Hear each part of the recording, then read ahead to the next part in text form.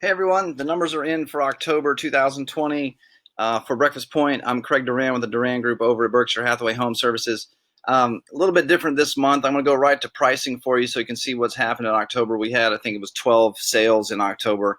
So we'll get right into pricing, and then I'll show you a couple things that I'm watching in the market. There, a couple things have changed a little bit that I think we need to be paying attention to.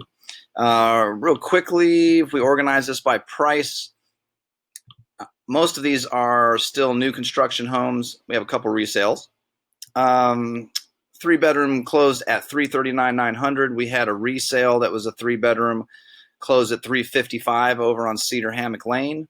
Another three bedroom closed at $370,000. The new section. We helped an owner sell over on 609 Breakfast Point. This one had multiple offers actually very, very quickly. $378,000, $488 was the final closing price. Again, multiple offers, I think within 24 hours or so of hitting the market. Four bedroom homes now starting at some closings at $379,000, $384,000, $900, $390,000. Of course, remember prices are going to vary somewhat with square footage. Also, certainly on new construction, there will be quite a big variety because of some of the different upgrades and things that people do inside at new construction. Still continuing on, four bedrooms closing at $422,000, $513,000. Another one at $429,000, $900. Another one at $431,000, $358,000. Another one at $435,000. And then another one at, a larger, almost 3,200 square foot over on the pond on Johnson Bayou closed out at $495,000.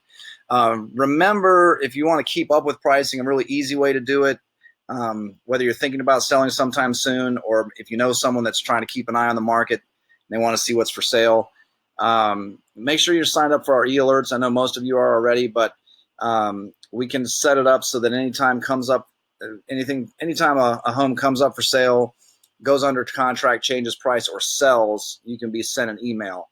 And if you're just looking to keep up with pricing, once a month or so, we can set it so that just once a month you even just get just the sold activity. And what's nice about that is it's very accurate. It's coming right from the real estate system, our real estate system. It's not what a neighbor said they may have sold their house for. It's actually what it sold for. But again, we can batch it up once a month. It's a really nice way to keep up with the market and an accurate way to keep up with the market. A couple of things I'm looking at in the market that I think are a little bit different than what we've been seeing. If you look at my favorite chart, remember this month's of inventory number is the key here. We've slowed down a little bit.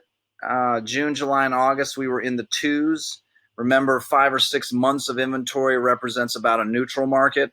So if we go from the twos, which is a pretty stout seller's market, upwards to the threes, that's a sign that the market's softening just a touch. Still a healthy seller's market, but we have to watch that and just see if the market's cooling off at all. This chart is for the entire city of Panama City Beach. Homes priced between $250,000 and $500,000, so somewhat comparable to the Breakfast Point market. Something else that caught my attention once I saw that we had softened a little bit was I looked at one of the charts that we keep up with, and this is the Panama City Beach homes market. This is all price ranges. Quite simply, what you're looking at is just a representation of supply and demand. The blue line represents the number of new contracts that are being written at any given point, and the red line represents the number of new listings or new homes coming up for sale at any given point. And we're comparing each line to the numbers from last year. So if you look at these percentages, obviously the demand since May, we've been writing way more contracts than we were last year. And we're seeing not as many homes come up for sale, very generally speaking, as we did last year.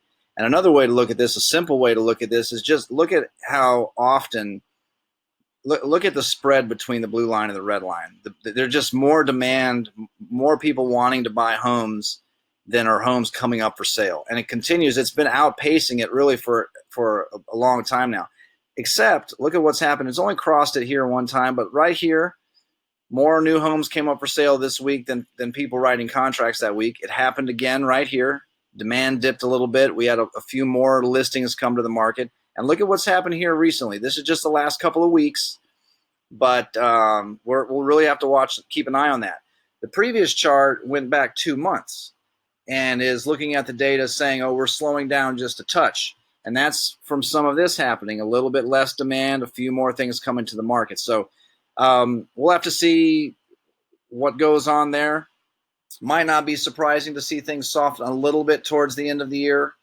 It'll be interesting to see if we're just having a normal softening that we might see seasonally, or is there something bigger happening here with the entire housing market? Will be very, very interesting to pick that up next month. Most of you, I think, we talked about the e-alert system already. So that's all I have for you guys this week. I know it's a little bit short, but you guys be well, and we'll have more market news for you next month. Thanks.